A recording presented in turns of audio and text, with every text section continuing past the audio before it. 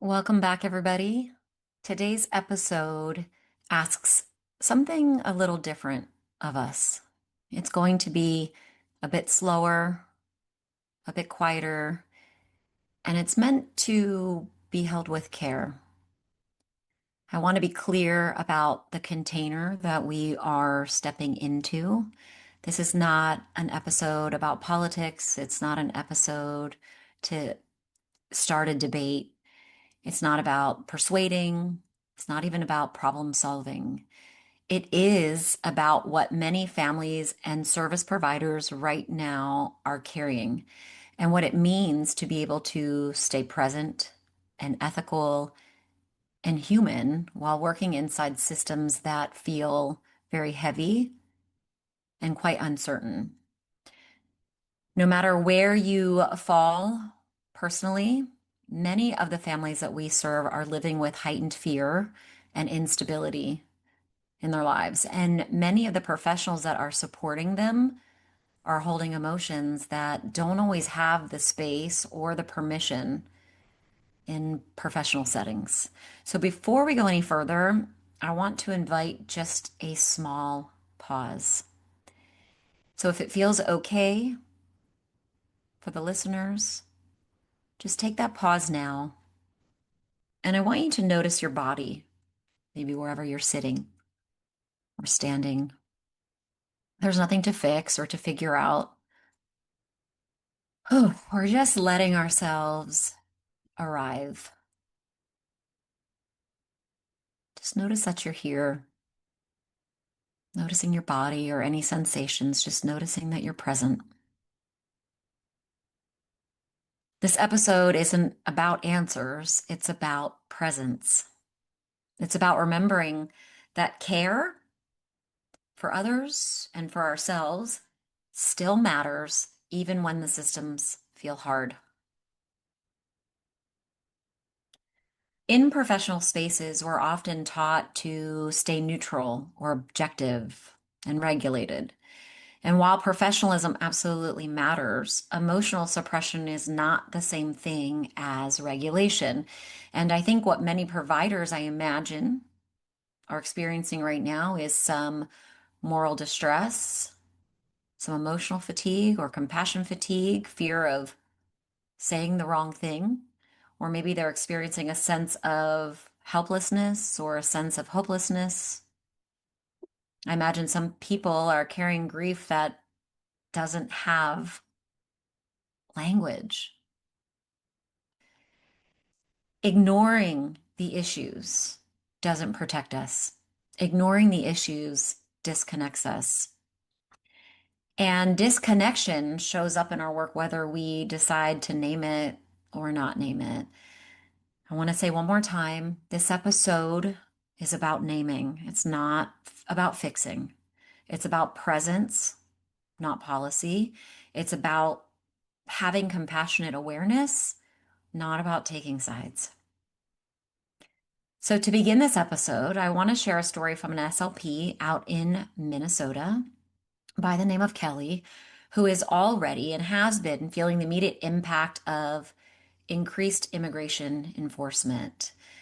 She's been noticing it and feeling it, and been in this space as the enforcement has happened on her students and their families, and actually on her own nervous system as a clinician who is trying to support them. So let's take a few minutes to hear Kelly's story now.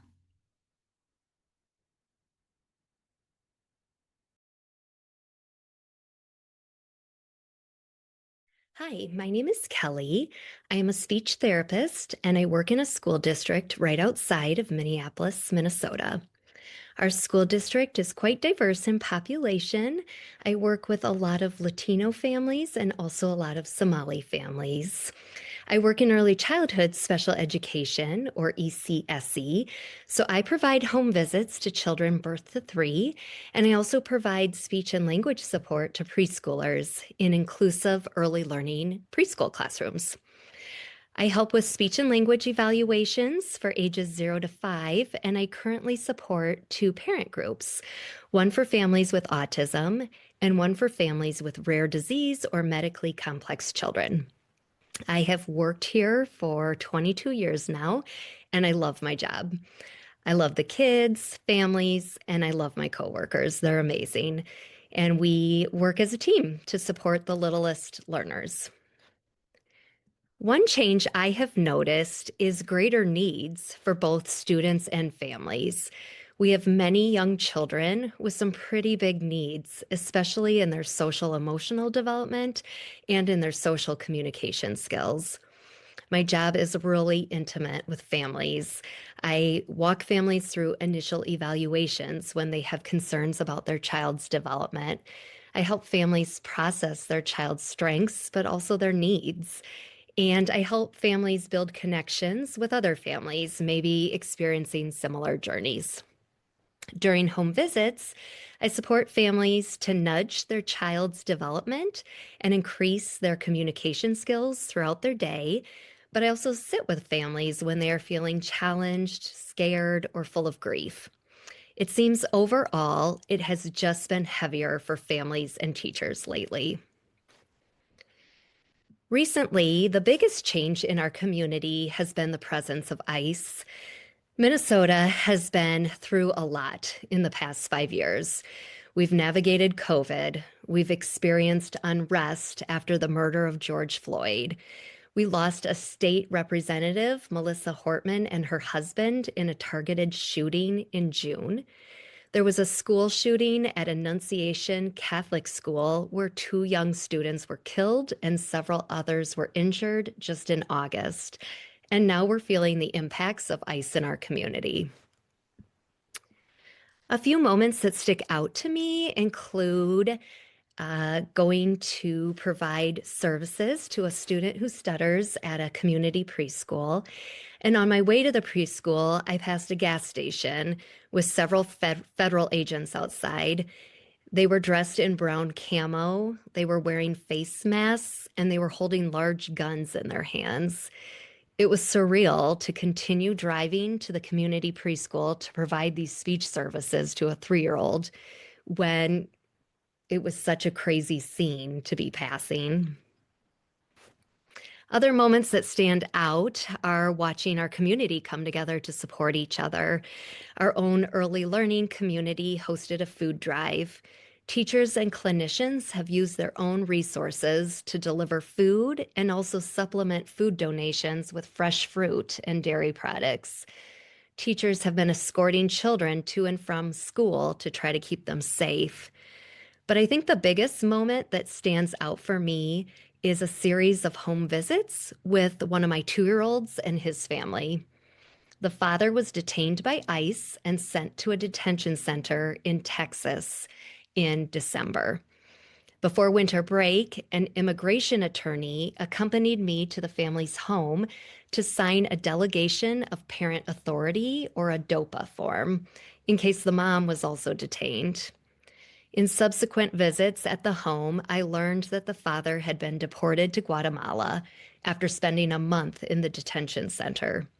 I also learned that the family will be sending their 2-year-old home to Guatemala to join his father, while his mother and his older sister stay here, waiting for it to be more safe for them to fly to Guatemala and all be rejoined. It's complicated, it's sad, and I just sat with the mom as she cried, and then I had to say goodbye. I've always seen myself as a provider who cheers with families in moments of joy and sits with families in time of grief or sadness. I guess that I am still doing these things, but I often find myself feeling somewhat helpless. It just feels really heavy. We are all experiencing fear, sadness, and uncertainty. Our school district canceled school for K to 12 on February 2nd and 3rd to plan for the possibility of e-learning. Sometimes I'm reminded of the first few months of COVID. It feels that we are all in this huge storm together, but we are all in different boats with different resources and different experiences. And there's just a lot of uncertainty right now. When I reflect on these experiences, I don't even know what I need as a clinician right now. I'm so grateful to family and friends who reach out and ask how they can help. I am so grateful to a community that comes together and jumps into action. But mostly, I am so grateful for my coworkers. They understand the overwhelming burden that teachers and support staff are feeling right now. They are ready to debrief after hard situations. We cry together, we offer hugs, we laugh, and we lift each other up. As a staff, we have been encouraging random acts of kindness for each other, not just the students and families that we work with each day. And I feel like this makes me feel just a little less helpless. Honestly, I'm not sure that I am really able to honor my professional role and limits right now. Many families have my personal cell phone number. I'm frequently texting during the evening hours and weekends. One of my littles was in the hospital right before winter break due to a shunt malfunction, and I needed the connection and constant updates from the family, probably more than they needed my well wishes. I do try to set boundaries, but right now I feel like I'm at my best and I'm feeling best when I'm available to families to help with any sort of need, whether it is a meal or just a text sending them some love. My request to systems, workplaces, and leadership is to acknowledge that being an SLP is an amazing, rewarding job, and it's also really tough. It's tough to deal with high caseloads. It's tough to be pulled in multiple directions. It's tough to keep up with attendance, MA billing, new IEP computer systems. So I guess my request right now is just for some grace. I'm really grateful for the students and families that I work with. How can you not fall in love with a 2-year-old? They are hilarious, sweet, adorable, stubborn, sometimes maddening, but they change so quickly and their families are so appreciative and they keep me going. To the school-based clinicians, I see you. This is a tough job, but it is also so amazing and filled with so much love. It may not be glamorous. Many days I'm wearing leggings, tennis shoes, sweatshirts covered in paint or Play-Doh, and possibly a little snot in my hair. But I know that I'm forming unforgettable relationships with my littles and their families. And for that, I am so very grateful. Thanks. If you've ever noticed yourself feeling activated while you have been listening to that story that Kelly has graciously shared with us, you're not alone.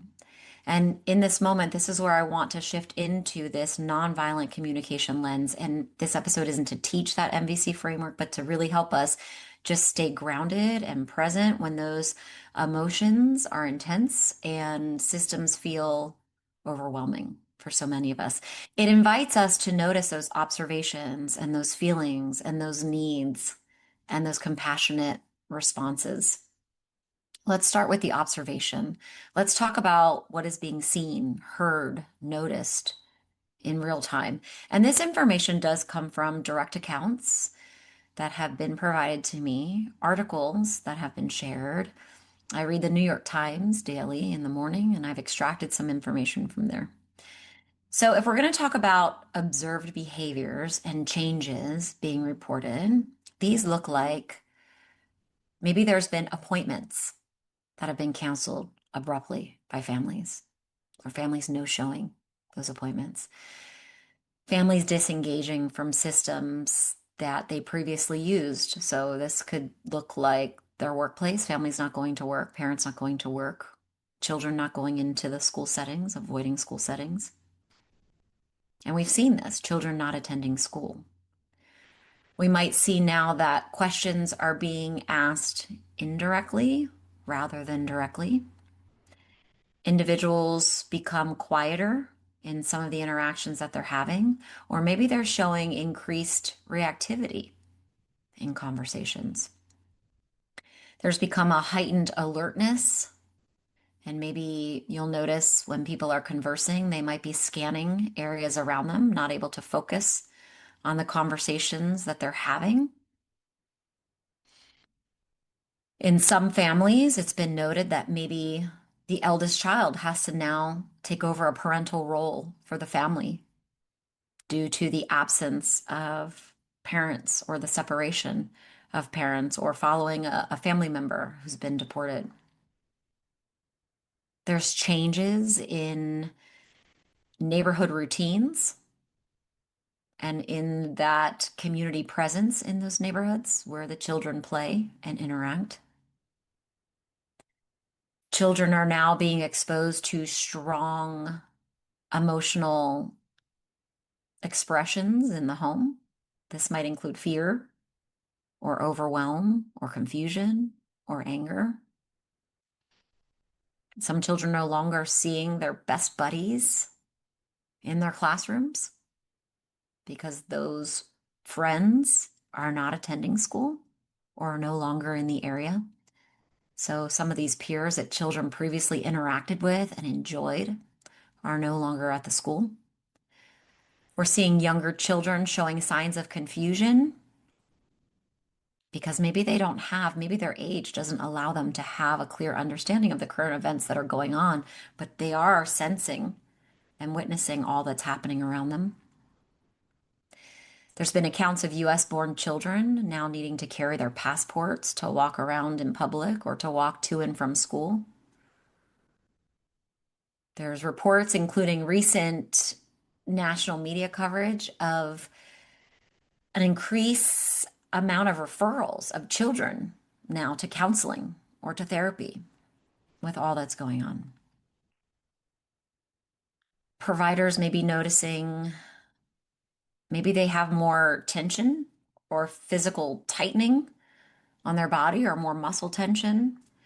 They might have more fatigue or low energy or just be exhausted from their workday. There may be expressions of anger, or they're angry about what's going on in the system, or maybe self-criticism. Am I doing enough? Am I following my values? Or maybe they're having some guilt. There are statements reflecting tension between professional roles, institutional roles, and personal values. There might be observed experiences where there's urges to verbalize to protect students or families, alongside of maybe some reports of limited control or influence. So these are some observations that have been described across a variety of settings and disciplines, and they are commonly reported in contexts of ongoing stress and uncertainty. When we move into the lens of feelings that are very real and alive, and we slow down to see what's showing up emotionally, right now we can look at those universal feelings. These are universal feelings that, as humans, we all understand and can acknowledge or have experienced in our own lives. So maybe for families right now, they're experiencing fear, grief, shame, maybe some confusion, loss of safety, hopelessness. Maybe for providers, the feelings that are real and alive could be all of those. Could be sadness, anger, frustration, numbness, anxiety, hopelessness or helplessness, moral tension. And you don't have to feel all of these. You don't have to feel any of these correctly, but we do know that when feelings go unnamed and feelings are suppressed, they do leak out into other areas of our lives that can create exhaustion and burnout and fatigue or withdrawal or reactivity or disconnection. And I'm wondering, as the listener, when you hear some of these universal feelings, maybe you relate to some of them, maybe you don't, but can you drop beneath the feelings to try to identify what needs are alive in that moment? What universal needs do you hear that are trying to speak to you that live under those emotions. And in nonviolent communication, Dr. Marshall Rosenberg, the founder of NVC, Nonviolent Communication, tells us that unpleasant feelings often stem from unmet needs. So when we look at these universal needs, again, that we all experience and all have as humans, families may be needing safety, stability, dignity, trust, support, reassurance, a voice. And I ask you, as a human being, can you relate to that in your own life where you've needed safety, stability, trust, support, reassurance, a voice to speak for you? And maybe the circumstances are different, but do you know what it's like to identify with those needs? Providers could be needing support, safety, stability, maybe clarity or more understanding, integrity, maybe permission to feel. Maybe they need professional community. Maybe they need professional containment. Maybe they're needing, we could look at the universal needs list and we could probably find a lot. And a lot of us could find different needs depending on our emotions. It might not look the same for every person. But again, between providers and families, these needs can overlap because they're universal. We've all been in those moments, I imagine, where we've had some of those needs and can identify with what that is like. So hopefully you can see how they overlap. Recognizing needs doesn't mean that we can meet them all, but naming needs restores the humanity inside all of us. Before we move into some mindfulness and regulation tools, I want to just pause for a moment. We've named what families are carrying. We've named what providers are feeling. And before we talk about how to manage it or contain any of it, I just want to create the space to simply be with it.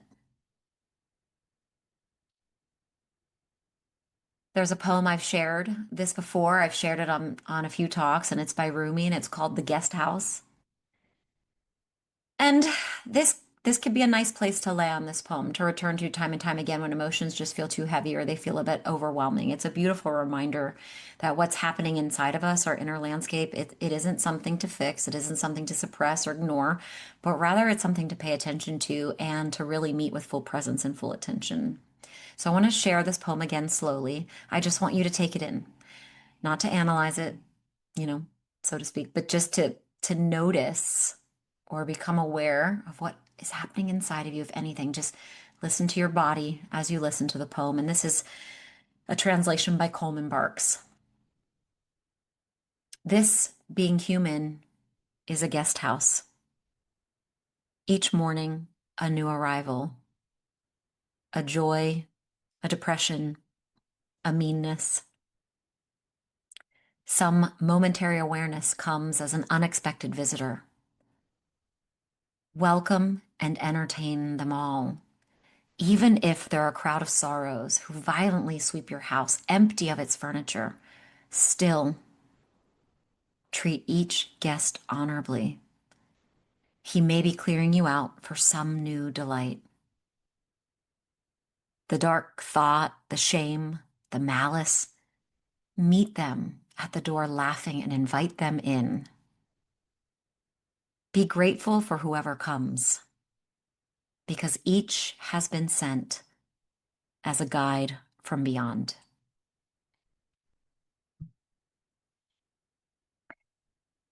My teacher from my mindfulness meditation teacher certification program, her name's Tara Brock. She introduces a strategy called RAIN, RAIN, when working with emotions, and it's to recognize, allow, investigate, and nurture. So you recognize the emotion. Okay, this is anger. I see that it's here. I'm not suppressing it. I'm not fixing it. I just recognize this is anger. And I allow it. I give it that space to be there. Hello, anger. I welcome you. I invite you in because you are a message. As the poem says, you are a guide.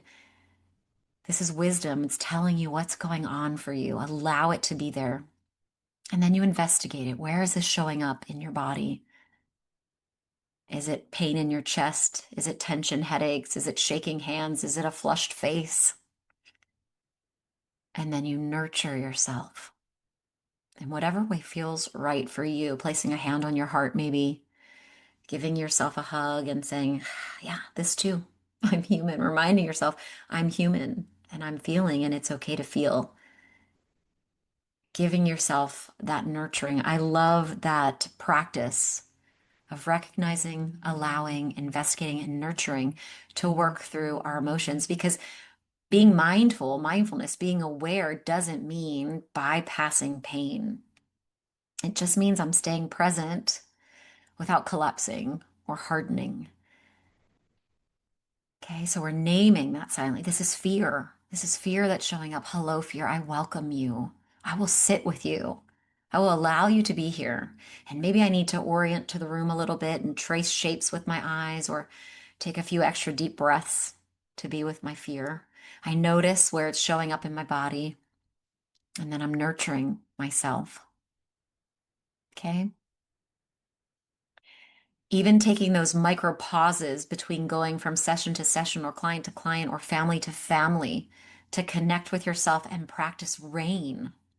Again, it's not a solution. It's just an anchor to ground you and to allow yourself to be a little bit more present. So here's the grounding truth underneath all of this. You may not be able to change systems. You may not have the answers. You may still need to hold limits and boundaries in certain circumstances. Compassion doesn't require fixing. It just asks us to be present with what's possible.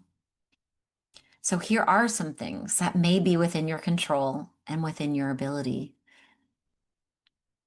Maybe you can create safe and calm spaces for the clients you serve and the families you're with.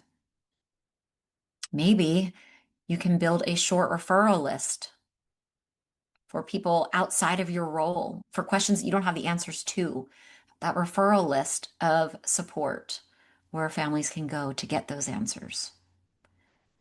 I imagine you can try to regulate yourself before working with families. And remember, calm is an intervention. And working with your own emotions and regulating yourself to show up and be fully present for others is a gift. There may be opportunities where you can adjust your attendance policies or your cancellation policies during periods of crisis for families.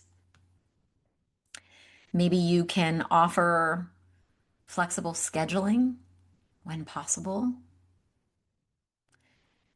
Remember, your role is support, regulation, and connection, not legal advice. Let me offer you before we go some script phrases that may support you. I am also going to post these on my Instagram later at golden.state.slp if you want to just write them down later and listen to them now. But when we're looking at connection and care, if it feels right for you, you might ask, would it help if I brought a meal or dropped off groceries this week? Or you might send that text message that says, can I check in with you later? With no expectation to respond. Maybe you ask, would you like help with child pickup or childcare or running errands if that's within your boundaries or within your means? Can I sit with you or accompany you to an appointment? Again, if that feels right for you. Or maybe it's just, would it feel supportive to keep your routines consistent right now? Or should we look at a schedule change? Would you like help creating a calm space for your child at home or at school? Would you like information about resources Or do you just prefer to have some space right now? Is there a way that I can support you that would actually feel helpful to you or your family? Would a referral or additional support feel useful to you right now? Something you might ask yourself, can I slow down? Can I slow down and just tend to my own nervous system before responding? Can I stay connected to my values even when I feel powerless? If you're listening to this episode and it feels heavy, know that you are not alone. If you're feeling conflicted, know that that makes sense. If you're feeling numb, take that as information, not failure. Professionalism does not mean disconnection, it just means our regulated presence. It means connection with others, it means awareness. Today wasn't about answers, it's just about honoring what's real and alive and true for so many out there. So just take a breath. Notice what you might be needing after this episode. And remember, you don't have to hold this by yourself. And I thank you for all the work that you're doing. You're doing work that requires both skill and heart. You might feel there's a lot going on or swirling inside of you. And I do want to share with you a song that will be on my Morning Commute episode vibe Spotify playlist. It's a song that's helped me return to calm in the midst of uncertainty, and it's called Peace Be Still by Hope Darst.